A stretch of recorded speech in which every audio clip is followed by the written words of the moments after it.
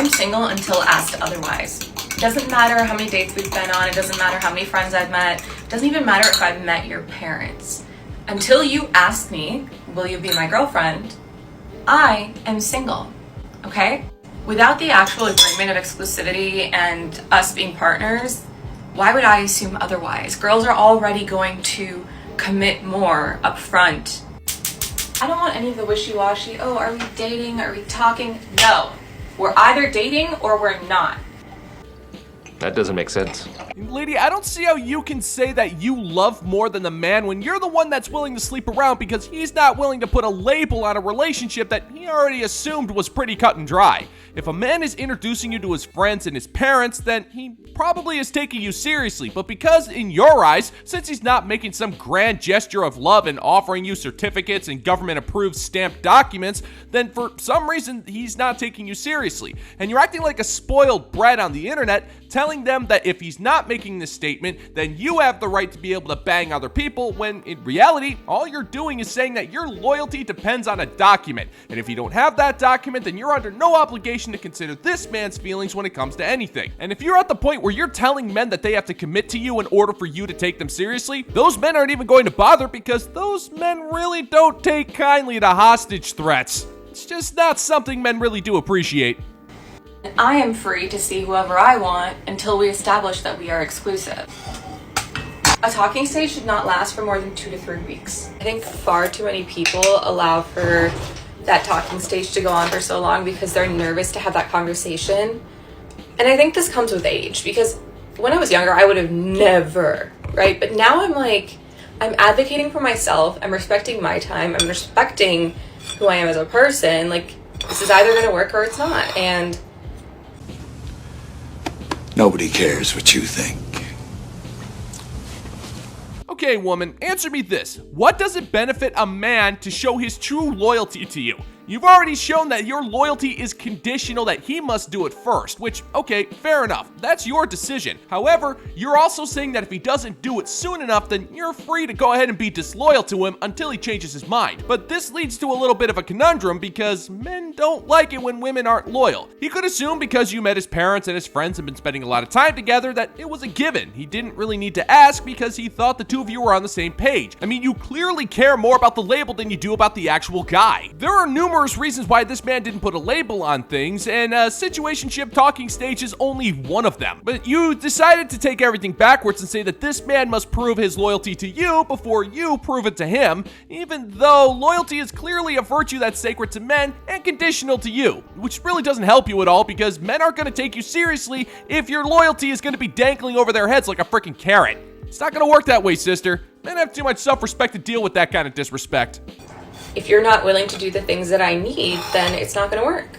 Because you're telling me up front that, hey, I'm not taking you seriously.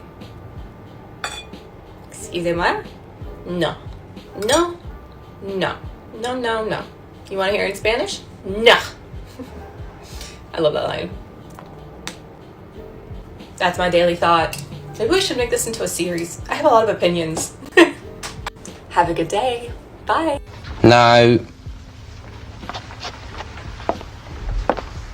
Lady, you're not the one who really gets to make that choice. It's up to the man on whether or not he wants to date you, and he will make that decision in his own time. What you're failing to grasp here is that men have significantly more to lose when it comes to relationships. If a man is taking you seriously, he is letting you into his life, he's letting you into his home, and he's letting you in on his personal feelings. He's trusting you above everything else. But that trust and loyalty means nothing to you unless he's willing to put a shiny label on things. And by posting videos saying that your loyalty is only conditional on very specific circumstances, you are drastically reducing your chances of being able to find a guy, which were, I mean, let's just be real here, they weren't all that high to begin with. By effectively saying that you're single until he makes things exclusive, you're more or less just telling him that you want control in the relationship, that you want the power, that you hold so much leverage over him that if he doesn't do as you say, you're just gonna walk away. And a self-respecting man is gonna let you walk away because when you act like that, you're already telling this man your value, and that value is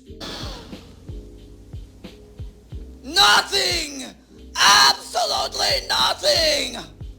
Stupid! You're so stupid!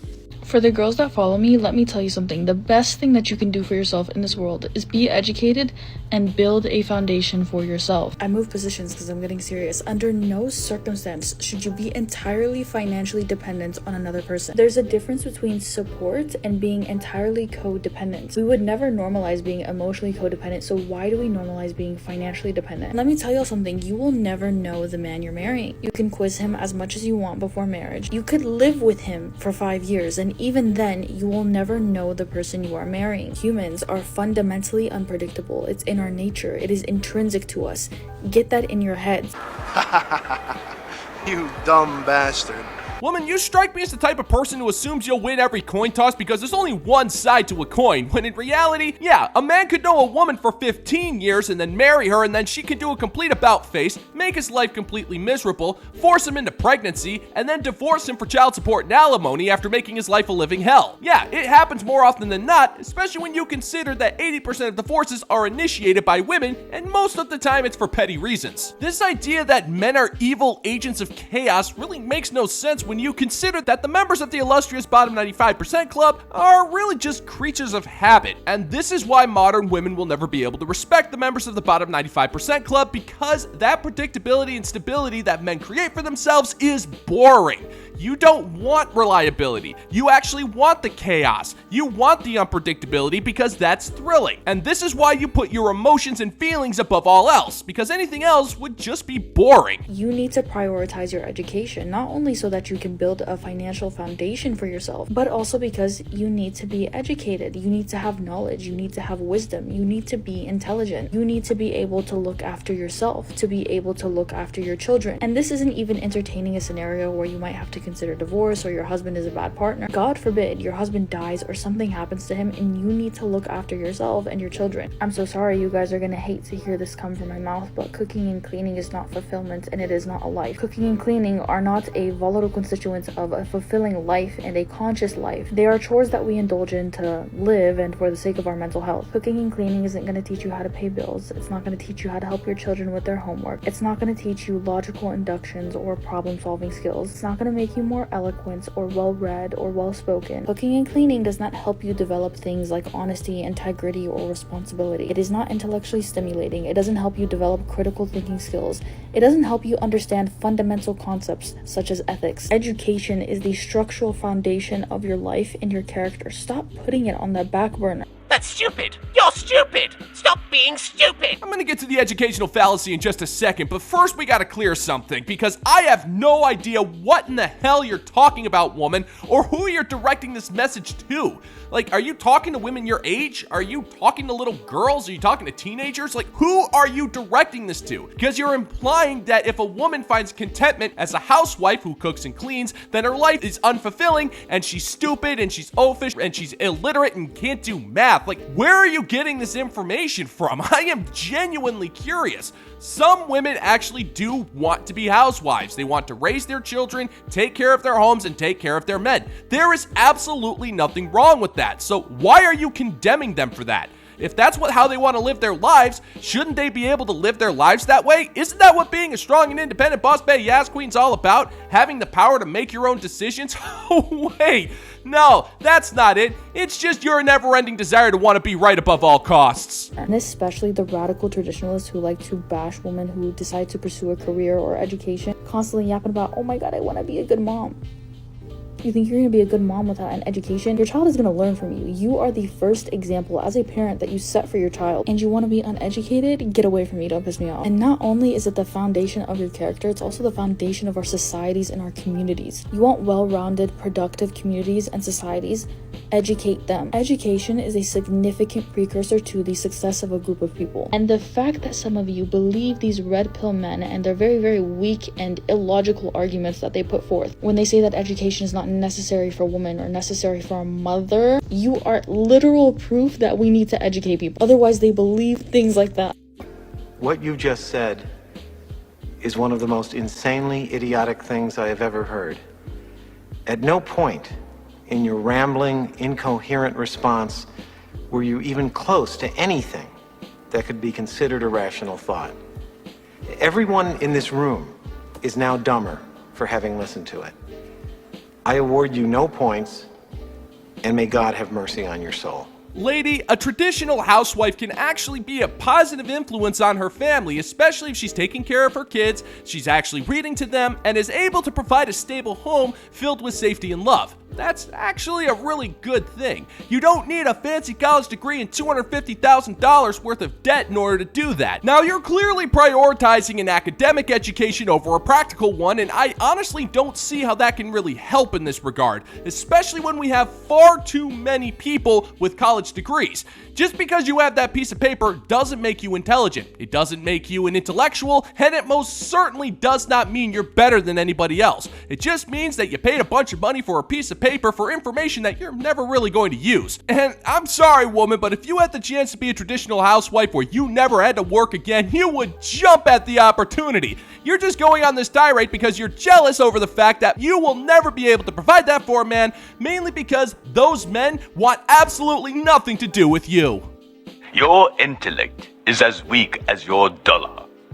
Failure is your destiny. You disrespect yourself and your nation. You are made of stupid. I want to take a second to give a special shout out to the fine members of the Bounty Board for their support in this channel. Gentlemen and gents, thank you times infinity cubed, and it still would not be enough to show my thanks for your support. All hail! And if you're interested in supporting the channel, check out the Bounty Board over on Patreon. For the low price of $5 a month, you get access to exclusive content you're not going to find anywhere else. We post twice a week over there on all sorts of different subjects, from video games to conspiracy theories. Check it out. The link is in the pinned comment down below. Okay, this is kind of an out-of-character video for me. It is a PSA to the men of LA. Maybe it's because I am just grumpy from driving today in the city, and it's just been super chaotic and everything is just extra difficult because of traffic and parking, etc., to the point where I'm contemplating just finding a neighborhood that I like, which I know is Venice, but finding a place where I can walk and maybe get a bicycle just to limit my driving, because it's, after 6 months of not dealing with it, it's kind of driving me crazy. No pun intended. I digress. Back to my PSA. So, I think men are amazing. I think men are capable of being kind and caring and having good manners and whatever.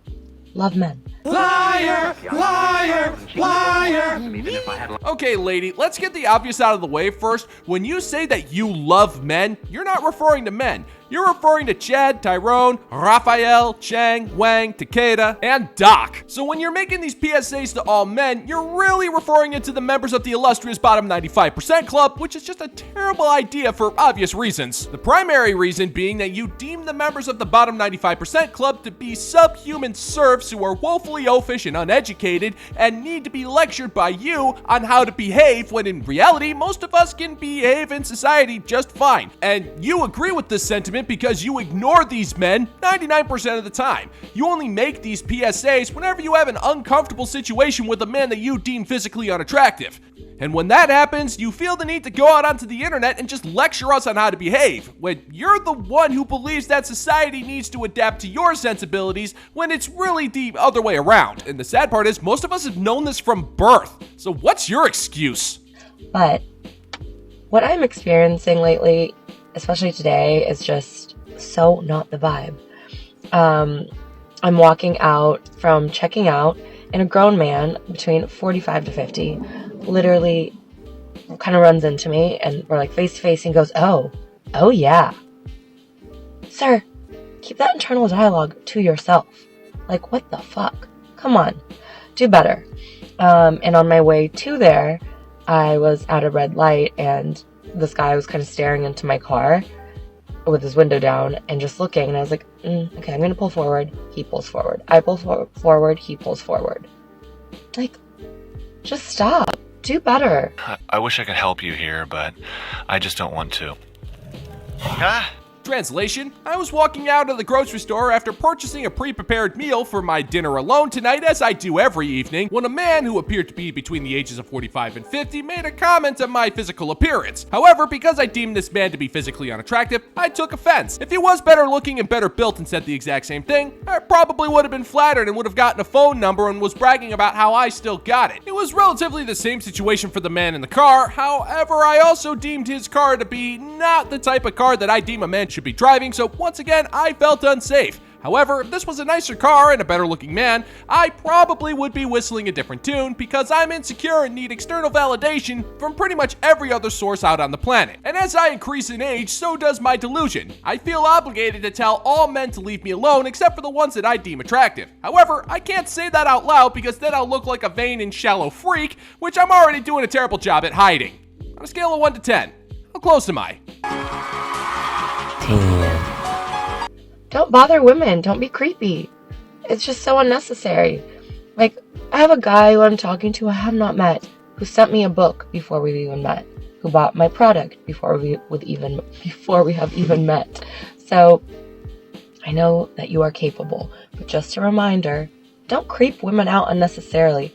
Do not stare at them. Do not follow them. Do not say, like, unnecessary things to their face, especially something creepy about their appearance. Like, I don't need to know how you're visualizing me sexually or that you are validating my appearance. Like, that's for you and you only. Anyway, hope everyone has a great rest of their day.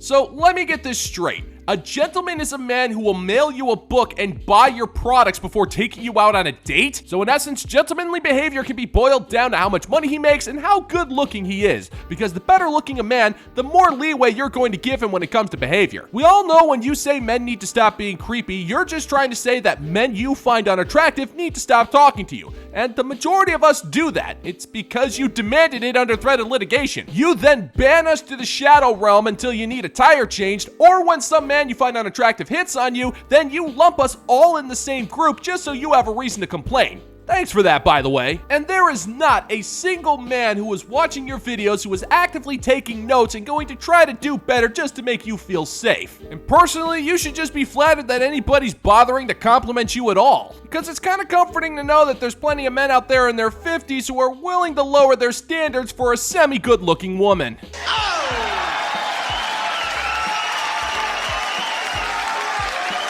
And that is going to do it for today's video, gentlemen and gents. And as always, if you find that my particular brand of comedy is bringing you to the brink of laughter, then why don't you scroll on down and click that like and subscribe button, ring the notification bell, leave a couple of comments, and make sure to share this video so we can give the good old-fashioned middle finger to the YouTube algorithm. Thank you once again for checking out the new video, gentlemen and gents, and until next time, peace out, homies.